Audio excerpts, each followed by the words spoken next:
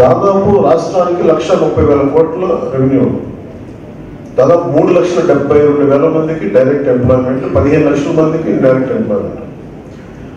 Exports దాదాపు 3,67,000 metric టన్నులు మత్స్య సంపదని ఎక్స్పోర్ట్ చేస్తాం. 1,30,000 కోట్ల ఆదాయం లభించాలి, మనకి ఆదాయం జనరేట్ చేస్తాం. కానీ దీని పర్యవసానం ఏంటంటే వాట్ కాస్ట్ అని అంటే గోదావరి జిల్లాలు కానీ కృష్ణా కానీ మంచినీళ్ళు చాలా కొరత ఉండేది కాదు, శుభ్రమైన నీళ్ళు. కానీ ఇప్పుడు బాటిల్ వాటర్ కొనుక్కొని తాగాల్సి వస్తుంది. ఇది ఒక పర్యావరణ ప్రేమికుడిగా నాకు చాలా బాగా వెలిగించాల్సింది.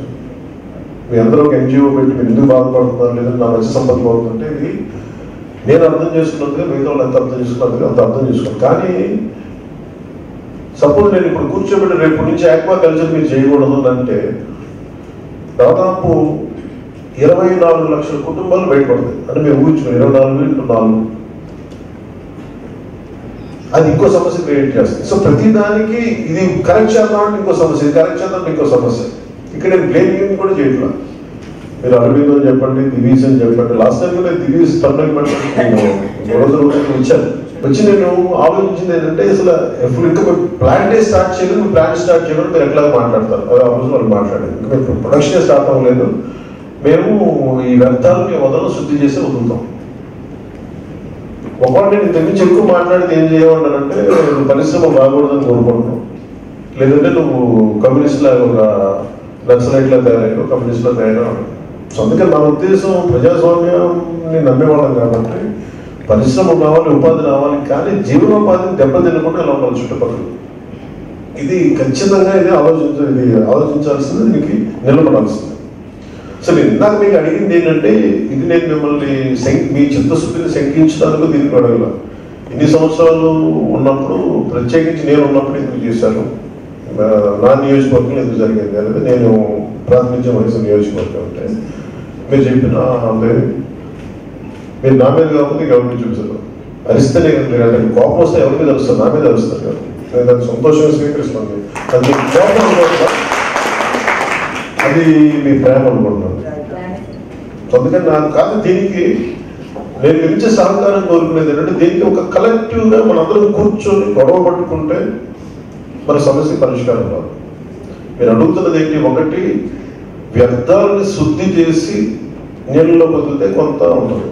ఇంకొక ఇన్నోవేటివ్ సొల్యూషన్ ఏంటి, అసలు 2 నెలలు మీరు దీన్ని ఆపగలరా మీరు మాట్లాడి. ఇవన్నీ ఎలా ఉంటాయి, ఎలా చేస్తాయంటే ఇవన్నీ కూర్చోబెట్టి ఒక టెక్నికల్ కమిటీ కావచ్చు, ఒక కమిటీ లాంటి ఒకటి ఫామ్ చేసి, అంటే నేను దీనికి మన పొల్యూషన్ కంట్రోల్ బోర్డు నుంచి కూడా అసలు మీరు వ్యర్థాలు మీరు చెక్ చేశారా, have you check, is there any record mean report been taken?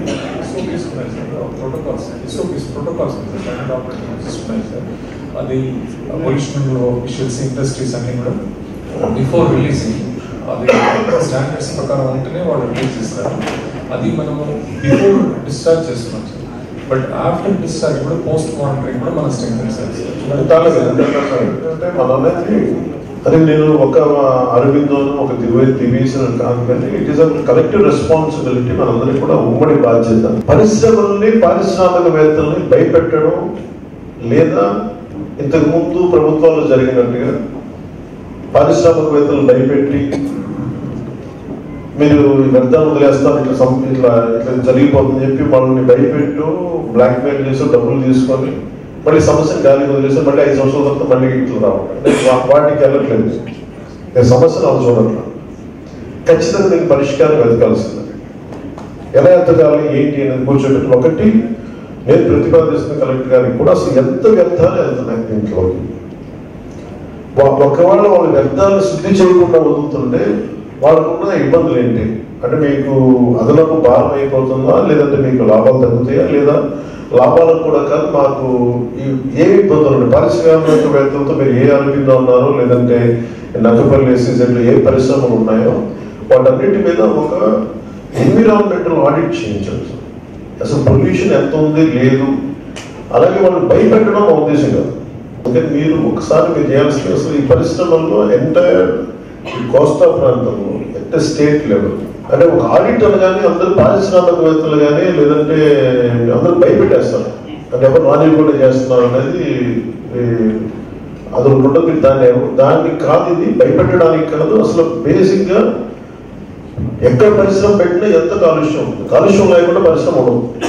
కానీ ఎంత శుద్ధి చేసి బయటికి పంపిస్తాం, that is civilisation gets advance. Advance civilisation వాళ్ళకు విధానం.